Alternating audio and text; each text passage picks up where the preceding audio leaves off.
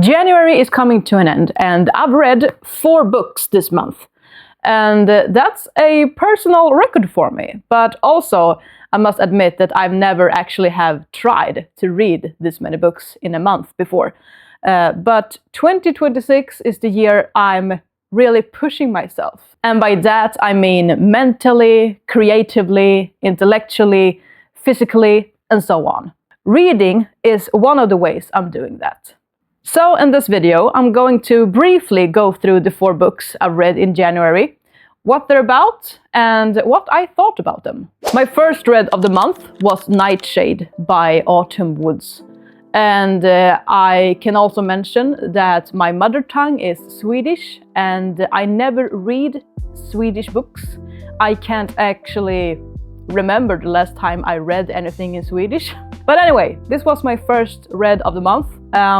Nightshade follows a young woman named Ophelia Winters, whose parents died 4 years earlier in a suspicious helicopter crash. Determined to uncover the truth behind her parents' death, Ophelia accepts a scholarship to Sorrelsong University, an elite and secretive university attended by the heirs of very, very powerful, wealthy families. Ophelia isn't necessarily there for the education per se. She's there to investigate. She believes that the university and specifically the family of one of its most influential students is connected to her parents' deaths. Early on, Ophelia clashes with Alex Corbo Green. Corbo, or how do you even pronounce his name? Anyway, he is the son of the man she holds responsible for her parents' death. The story leans heavily into dark romance tropes. It's a lot of power dynamics, secrecy, danger, and attraction layered over a mystery-driven plot. My thoughts on this book: it was entertaining, it was very easy to read, and a few parts of the book was very beautifully written. The language was very beautifully written. Sadly, not the entire book, but a few parts of the book had a very beautiful language. It does exactly what it sets out to do. It keeps you engaged. It keeps you entertained. My main issue with this book was our protagonist, Ophelia. Her character development. It was like she never ever grew as a character. She often felt more reactive than fully formed, which made it hard for me to emotionally invest in her journey. The book wasn't that bad, nor was it fascinating.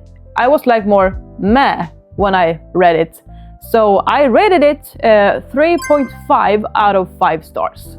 But maybe I should mention, before we go into my second read of the year, I never read just for vibes. I know that's very common. I, as a reader, use a lot of different eyes when I read.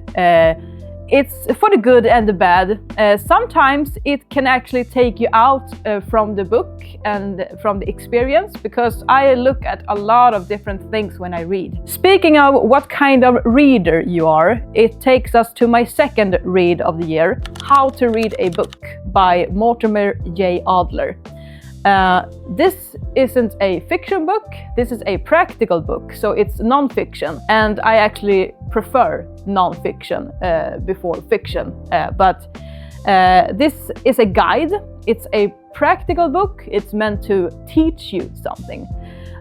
So it's about teaching readers how to approach different kinds of text with intention. The author breaks down reading into 4 different levels. That's why the book is also divided into 4 different parts. And the 4 different levels are elementary, inspectional, analytical, and synoptical reading.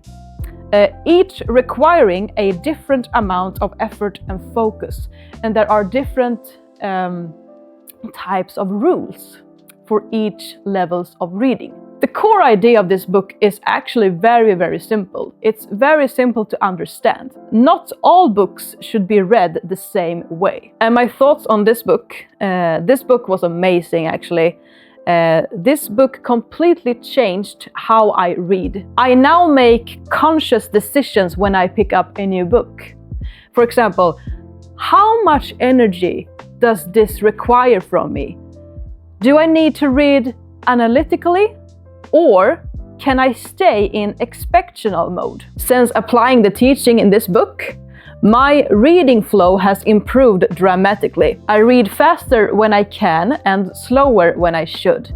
And I also enjoy the process a lot more. The author himself said that no book is perfect, but a good book is one that challenges you beyond your comfort zone. Using his own philosophy, I gave this book 4.5 out of 5 stars. My third read of this month was The Case Against Reality by Donald Hoffman. The concept in this book is that Donald Hoffman challenges one of the most basic assumptions, that we perceive the world as it truly is. Using evolutionary theory, mathematics, and cognitive science, he argues that our perceptions are not reality itself. And yeah, by the way, I have my notes right here below if you're wondering why I'm looking down from the camera from time to time. Now, where was I? Yeah, that our perceptions are not reality itself, but simplified interfaces shaped by evolution to help us survive, not to show us objective truth. In other words, seeing reality accurately may actually be a disadvantage for survival. I could say more, but I think it's much easier if you want to get into the topic. It's much easier if you get a hold on this book yourself and read it for yourself.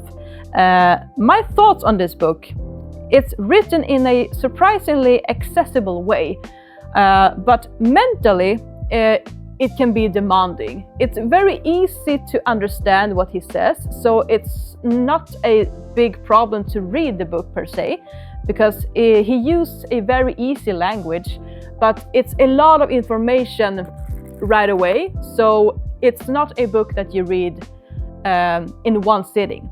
You need to take your time. You need to be analytical and synoptical here when you read this book. So I read maybe 1 or 2 chapters a day, and then I had to take a break to just digest the information. For some people out there, this book will feel deeply uncomfortable because it dismantles many assumptions that our science rests on. And that's exactly why I love it. It challenged me, it forced me to slow down and think, which is exactly what I want from a book like this. And I rated it 4.7 out of 5 stars. And last, my fourth read of the month was The Housemaid by Frida McFadden. In this book, we follow a young woman in her 20s named Millie, who takes on a live-in housekeeping job for a wealthy family called the Winchesters. From the beginning, something feels very off. So the book's story opens by revealing the ending of the book. It's an old trick. It's not always you can make it work, but Frida makes a good work in here. Then the book works backwards to show Millie's situation escalate into something dangerous. The narrative relies heavily on twists, shifting perspectives and psychological tension, since it is a psychological thriller, gradually exposing secrets on all sides of the story. My thoughts on this book: this was a page-turner. It's suspenseful, very easy to read. It pulls you in quickly, so you want to know more what happens because of the twists. But morally, this book frustrated me. Well, it's not just this book, but since we're speaking about this book, there's this recurring pattern in fiction, which are annoying me a lot, especially thrillers and dark romance, where horrific behavior is explained away by trauma. And I don't accept that. I mean, trauma can explain behavior, but it can never excuse behavior. I mean, come on, man. Every one of us have experienced some sort of trauma. You still have responsibility over yourself. You still have a choice. So while I understand that so many people enjoy this book, and I totally agree, it's well constructed. Frida McFadden has done an amazing job, but it left me emotionally and morally unsatisfied. So I rated it 3.7 out of 5 stars.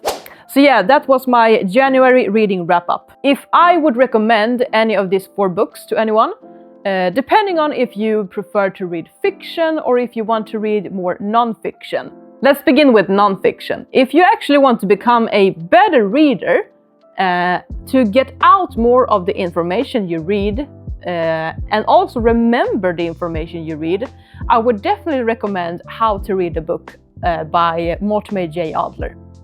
Because this book will give you all the tools that you need to master all the levels.